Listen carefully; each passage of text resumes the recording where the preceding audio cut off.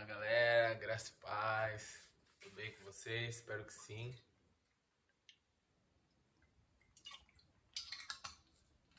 Tomar uma água, né? Importante. Já se hidratou hoje? Bora se hidratar também com a palavra de Deus, né? Essa água que realmente né, limpa nosso interior. Glória a Deus. Hoje eu quero compartilhar com vocês outro livro, só que dessa vez é um livro pequenininho. Esse livro foi a minha amada que me deu, né? Esse aqui, ó, muito bom. O Cristão Bem Formado, certo? Da editora Eclésias, sei lá como que fala. Eclésias, sei lá. Enfim, mas ele é um livro muito top,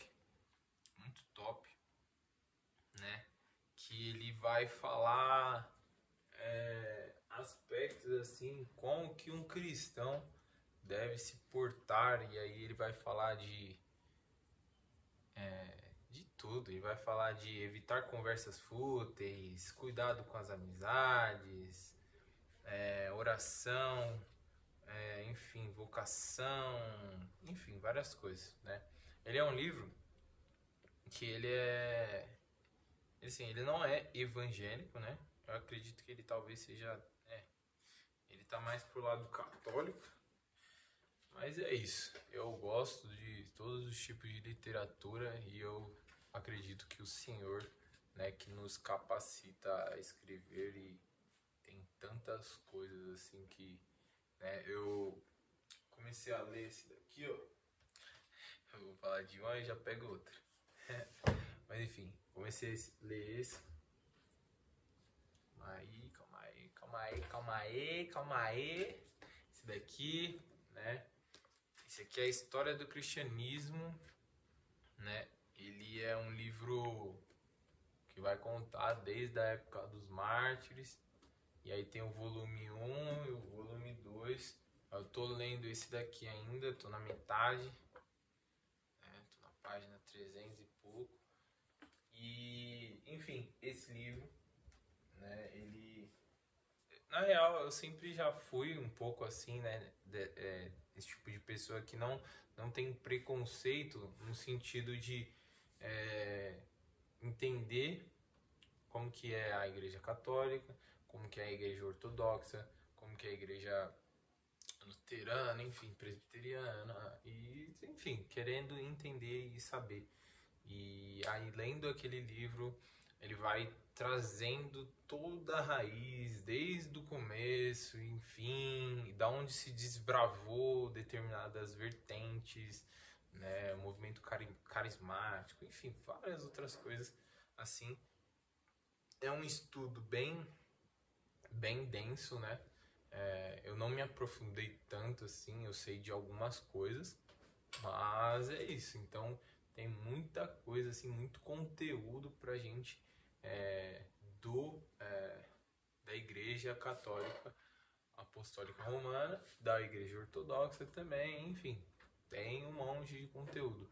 E nós não podemos nos limitar e achar que nós detenhamos, né, como cristãos evangélicos, que nós tenhamos toda a revelação. Eu acredito que eu posso beber e posso aprender com eles, né, assim como eles conosco, enfim. E dessa forma. Basicamente isso. Agora voltando aqui para São João Bosco, né? Eu quero falar um pouco do cuidado com certas amizades. Aí ele vai falar aqui: há 3 espécies de companheiros: os bons, os maus e os que estão no meio termo. Com os bons podemos nos relacionar, que será muito frutuoso. Com os medíocres, somente quando houver necessidade, mas sem contrair familiaridade. Quanto aos maus, devemos evitar sempre. Então aqui já fala que há 3 tipos de pessoas: os bons, e a gente deve andar, porque isso vai gerar muitos frutos, né? Muito fruto bom no nosso interior, e o medíocre, né, o mediano, que está no meio ali, a gente deve só quando é necessário, tipo, a gente vai lá, é necessário, e o mal nem de graça, né, tipo, evitar sempre, né, isso aqui, entenda bem, acho que é um negócio muito importante também para nós, não quer dizer que você, como cristão, não deva ser um canal de bênção para aquela pessoa. Mas a partir do momento que aquilo começa, ele ou aquela pessoa que você começa a se relacionar, começa a mudar você, então você está sendo influenciado e não sendo influência. Então, trazendo como exemplo, Jesus. Jesus sempre, né, sempre foi o exemplo, sempre foi o influenciador nesse sentido. Então, ele nunca foi corrompido, mesmo andando com cobradores de impostos, prostitutas. E aí ele fala, né? Eu vim para os doentes, né? Enfim, então é isso. Aqui ele está falando de uma situação de amizade. E a amizade é quem você senta na mesa, quem tá com você ali, né? E quem você tem uma, como que eu posso dizer? Você recebe dela e você entrega para ela. Então é como se tivesse ali uma relação literalmente de entrega e recebimento. Então não de maneira alguma você vai ficar recebendo coisas más, né? De um coração mau. Que é assim como fala no Evangelho mesmo, que uma árvore boa não produz frutos ruins, assim como a árvore ruim não produz frutos bons. Então é isso. Dadas as devidas, né, diretrizes, quem são esses terríveis maus companheiros? Todos que não se envergonham de ter conversas obscenas, murmuradores, mentirosos, blasfemadores, os que têm vida escandalosa e aconselham a desobedecer os pais, a roubar, a transgredir os deveres. Todos esses são péssimos companheiros e ministros de Satanás, dos quais vocês devem fugir mais do que a peste e do demônio. Cara, olha que louco, né? Então, eles, de alguma forma, eles podem ser essas pessoas que nos induzem a fazer tudo aquilo que eles estão fazendo. Então, nós devemos fugir, sabe? Tem uma historinha lá do cavalo e do diabo lá. Eu não lembro exatamente como que é, mas basicamente é tipo assim, tinha um cavalo lá, né? Aí parece que o demônio desamarra o cavalo. Aí o cavalo vai lá e come a plantação de tal cara. Aí o cara vai lá, né? O outro cara, né?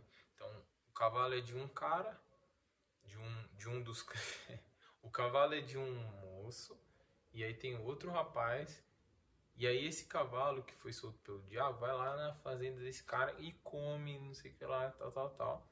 E aí o cara, dono daquela fazenda, fica bravo e mata o cavalo. Aí quando mata o cavalo, o cara vai lá cobrar ele, enfim, acaba matando ele, enfim, a família e tal, e torna aquela bagunça. Um matando o outro, é, um quebrando o pau no outro.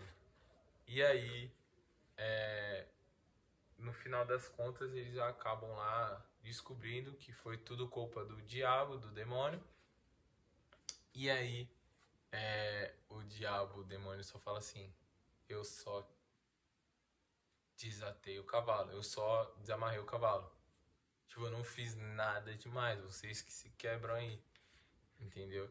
Então é isso, tipo,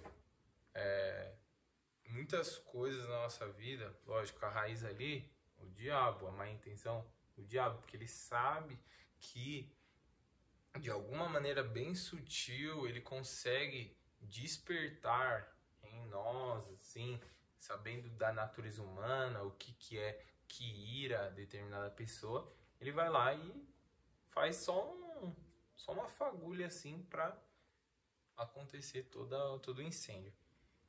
Então é isso. Agora, ó, quem andar com o virtuoso será também virtuoso. Estando com os bons, eu garanto que alcançará o paraíso.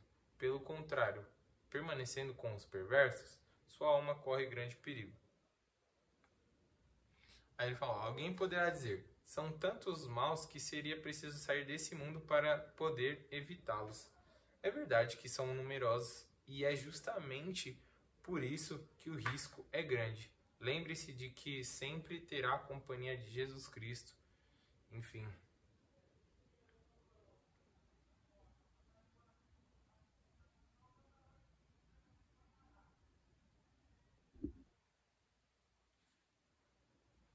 Aqui, aí tem essa parte, né?